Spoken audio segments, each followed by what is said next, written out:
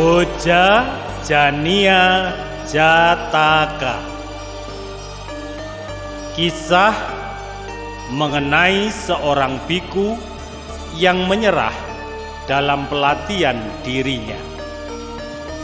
Kisah ini disampaikan Guru Agung Buddha ketika beliau berada di Jetavana. Saat menegur biku itu, Guru Agung Buddha berkata, "Biku, di kehidupan yang lampau, ia yang bijaksana dan tekun dalam melakukan kebajikan, meskipun berada di tengah kepungan musuh dan dalam keadaan terluka, ia tetap tidak menyerah." Setelah mengucapkan kata-kata tersebut, Guru Agung Buddha kemudian menceritakan kisah kelahiran lampau ini. Suatu ketika, Brahmadatta memerintah di Benares. Pada saat itu, Bodhisattva terlahir sebagai seekor kuda Sindu atau Sindawa, keturunan murni. Ia merupakan kuda utama kerajaan yang dikelilingi oleh kemegahan dan kebesaran.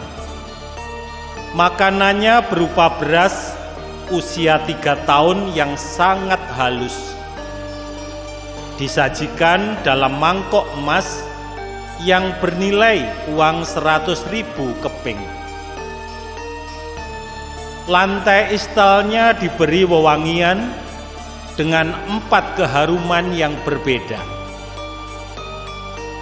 Tirai merah tua tergantung di sekeliling dinding istalnya. Sementara di atas istal itu terdapat sebuah langit-langit yang bertaburkan bintang-bintang emas.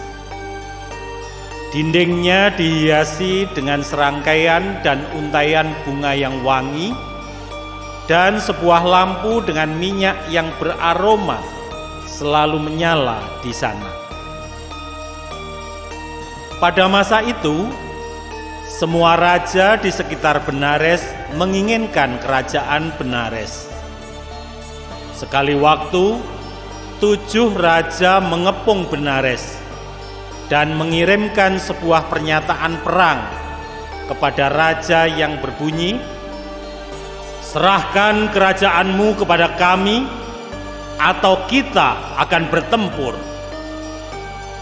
Raja Benares kemudian mengumpulkan semua menterinya dan memaparkan masalah tersebut di hadapan mereka semua, menanyakan apa yang harus ia lakukan. Mendengar yang disampaikan raja, para menterinya menjawab, "Paduka, Anda tidak boleh keluar untuk berperang sendiri. Pada tahap pertama-tama kami kirim ksatria ini dan itu terlebih dahulu untuk bertempur dengan mereka. Selanjutnya, jika mereka kalah, kita akan memutuskan apa yang harus dilakukan." Mendengar nasihat para menterinya, raja kemudian meminta ksatria-ksatria itu menghadapinya dan berkata, "Dapatkah engkau menghadapi ke-7 raja itu, ksatriaku?" Ksatria itu pun menjawab, "Berikan kuda utamamu yang agung itu kepadaku, Baginda Raja. Maka bukan hanya 7 raja itu saja yang akan kami hadapi, namun semua raja yang ada di India akan kami hadapi." Mendengar permintaan ksatrianya, raja kemudian berkata, "Ksatriaku, bawalah kuda utamaku maupun kuda yang lain yang engkau sukai, dan pergilah bertempur Kesatria pun berkata, "Baiklah, Baginda Raja yang penuh kuasa." Selanjutnya dengan sebuah busur, kesatria itu turun dari lantai atas istana, kemudian mengeluarkan kuda utama yang agung itu, dan menyarungkan baju kuda padanya, serta melengkapi dirinya sendiri secara menyeluruh, dan mempersiapkan pedangnya. Dengan menunggang kuda yang agung itu, kesatria itu keluar dari gerbang kota, dan dengan cepat ia mengalahkan kubu pertama, serta menangkap seorang raja hidup-hidup, membawanya sebagai tawanan di bawah penjagaan pasukannya. Kemudian kesatria itu kembali ke medan perang, mengalahkan kubu kedua dan ketiga dan seterusnya, hingga ia menangkap 5 raja hidup-hidup. Ketika kesatria itu baru saja mengalahkan kubu ke-6 dan menawan raja ke-6, saat itu kuda perangnya mendapatkan sebuah luka. Luka itu terus mengucurkan darah dan membuat hewan yang agung itu menderita kesakitan yang sangat hebat. Mengetahui kuda itu telah terluka, kesatria itu membaringkannya di gerbang istana, melepaskan baju kudanya, dan mempersiapkan perlengkapan untuk kuda yang lain. Sang bodhisattva yang sedang terbaring sepanjang sisi tubuhnya itu membuka matanya. Ia melihat apa yang dilakukan oleh kesatria itu. Bodhisattva berpikir, "Penunggangku sedang mempersiapkan kuda lain. Kuda itu tidak akan mampu mengalahkan kubu ke-7 dan menangkap raja ke-7.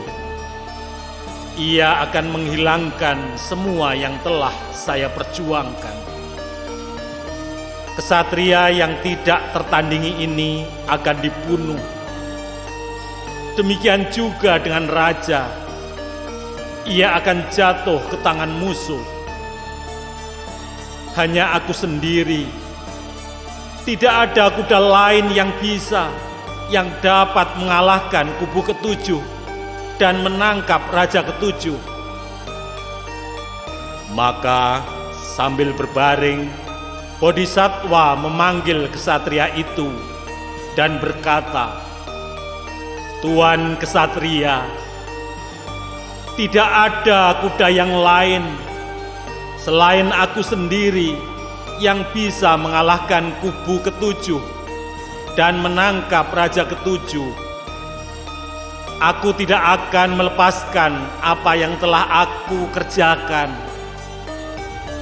Beri waktu agar kakiku siap untuk berdiri, dan pakaikan kembali baju kuda itu pada tubuhku." Setelah mengucapkan kata-kata tersebut, ia mengulangi syair berikut ini. "Meskipun dalam keadaan lemah dan tertusuk anak panah, aku terbaring. Masih belum ada kuda yang dapat menandingi kuda perang ini. Maka pakaikan baju kuda padaku, bukan pada kuda yang lain, wahai penunggang kuda." Kesatria itu menunggu bodhisattva berdiri kembali, membalut lukanya, dan melengkapinya dengan perlindungan. Dengan menunggang kuda perang itu, ia mengalahkan kubu ke-7 dan membawa pulang raja ke-7 hidup-hidup yang diserahkannya dalam penjagaan pasukannya. Mereka membawa Bodhisattva ke gerbang kerajaan. Raja sendiri keluar untuk melihatnya. Makhluk yang agung itu berkata kepada raja, "Raja yang baik, jangan bunuh ketujuh raja ini. Ikatlah mereka dengan sumpah dan biarkan mereka pergi. Biarkan kesatria itu mendapatkan penghargaan dari apa yang telah kami berdua lakukan. Karena rasanya tidak benar jika seorang pejuang yang telah mempersembahkan 7 orang raja sebagai tahanan diperlakukan dengan buruk. Dan untuk Anda sendiri, lakukanlah perbuatan baik, jagalah sila, dan pimpinlah kerajaanmu dengan penuh kebaikan dan keadilan." Setelah Bodhisattva memberikan nasihat kepada raja, mereka melepaskan baju kudanya. Namun, saat mereka sedang melepaskannya satu persatu, Bodhisattva meninggal dunia. Mengetahui kudanya telah meninggal dunia, raja kemudian menguburkannya dengan penuh hormat dan menganugerahkan penghargaan kepada kesatria itu, mengirim ke-7 raja itu pulang setelah mereka bersumpah untuk tidak akan bertempur melawannya lagi. Selanjutnya, raja menjalankan kerajaannya dengan penuh kebaikan dan keadilan. Setelah meninggal, ia terlahir di alam bahagia sesuai dengan hasil perbuatannya. Setelah selesai menyampaikan kisah tersebut, Guru Agung Buddha berkata, "Wahai para biku, demikianlah di kehidupan yang lampau. Ia yang bijaksana dan tekun dalam melakukan kebaikan. Bahkan saat berada di antara musuhnya dan berada dalam keadaan terluka berat, tetap ia tidak menyerah. Sementara engkau yang telah memutuskan untuk menjalankan ajaran ini, bagaimana bisa menyerah dalam pelatihan dirimu?" Setelah itu, Guru Agung Buddha membabarkan 4 kebenaran mulia. Pada akhir khotbah, biku yang hatinya dipenuhi oleh keagungan itu mencapai tingkat kesucian arahat. Saat uraiannya berakhir, Guru Agung Buddha mempertautkan dan menjelaskan tentang kelahiran tersebut dengan berkata, "Ananda adalah raja di masa itu. Sariputta adalah ksatria tersebut. Dan kuda Sindu keturunan murni itu adalah Guru Agung Buddha sendiri."